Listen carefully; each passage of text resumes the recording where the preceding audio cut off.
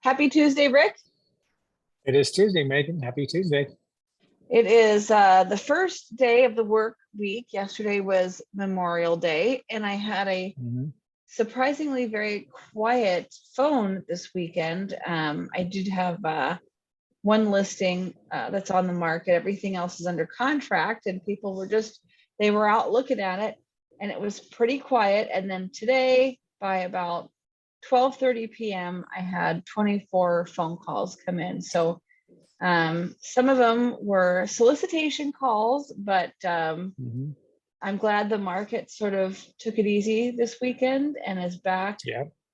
back in play today. So I wanted to talk to you about interest rates because what the Mhm. heck? I mean, I keep hearing that rates should go down by the end Mhm. of the year, but Mhm. rates have not gone down. Things have been a little turbulent the last 2 weeks. Tell us about what you've Mhm. seen.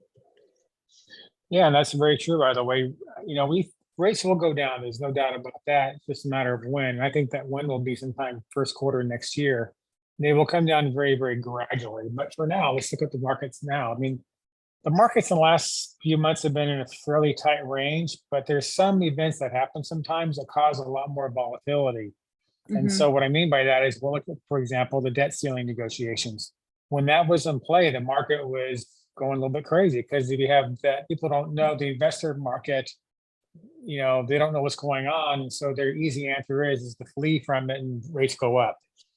So that's what happened a little bit. We had some volatility, frankly, the last couple of weeks, but now it's starting to settle down since we have a tentative agreement over the weekend. And so I think we're still going to stay in a fairly narrow range, but rates do change every day.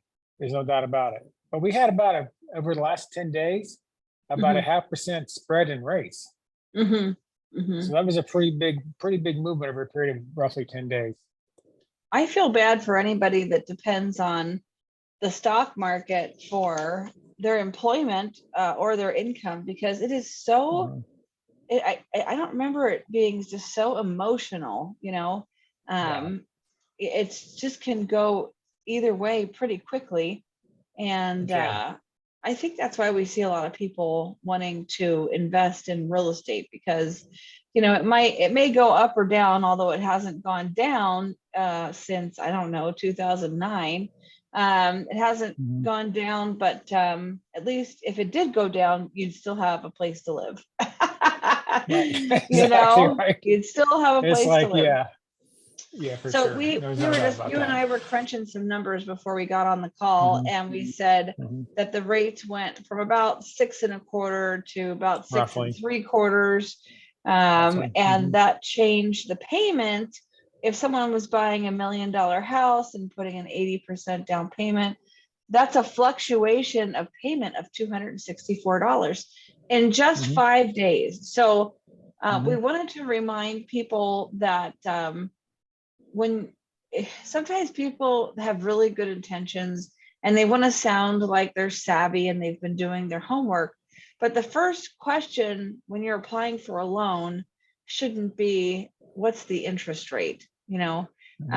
Very you true. should I get that a lot, you by the should way.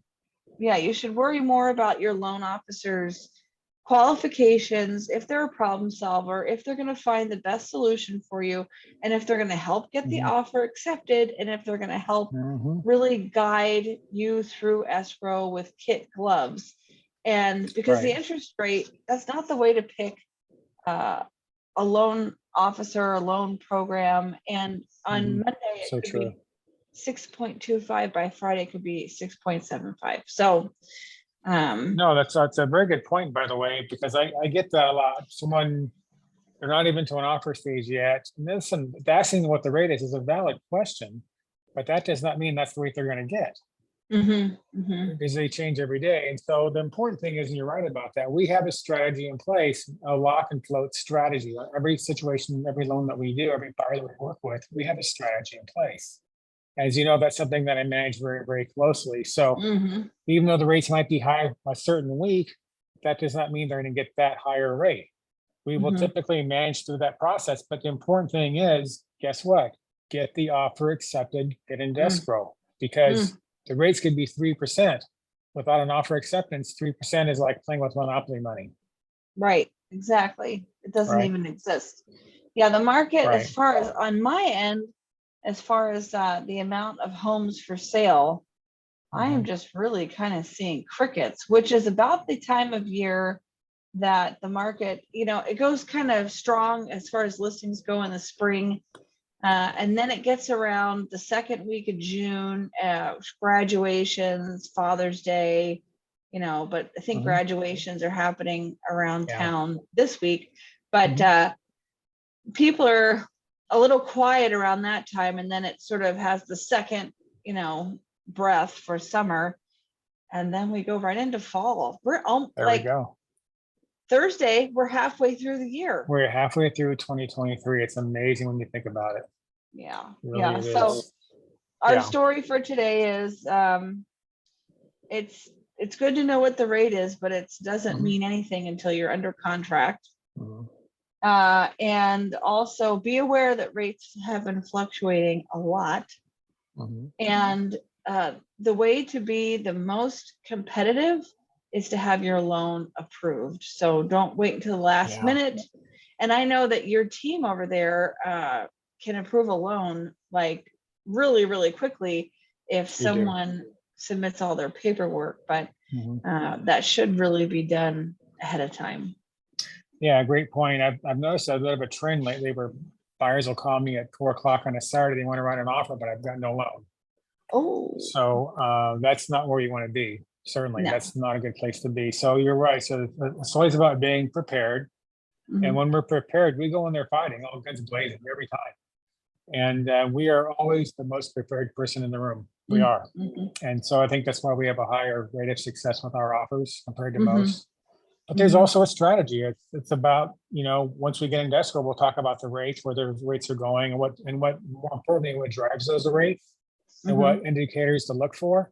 And then we manage around that. Right, right. Yeah. Exactly. Well, I think that's a great strategy. And I encourage everyone to, if you're thinking about buying a house, talk with Rick, get your numbers going, because you have to know when people call me and they want to look at a house and they Mhm. don't have their pre-qual even yet. And so they have Yeah. no idea how much that house is going to cost them every month. I think, wow, this is Not a good crazy. place to be. Yeah. And sellers Yeah, don't like you to bring over the home buyers that haven't been pre-qualified anyway. So, for sure. all right. Well, I appreciate Good you. Have a advice. wonderful week. And You too, Megan. Thanks. Appreciate you. yeah, we'll talk to you soon. Awesome. Thanks. Yeah.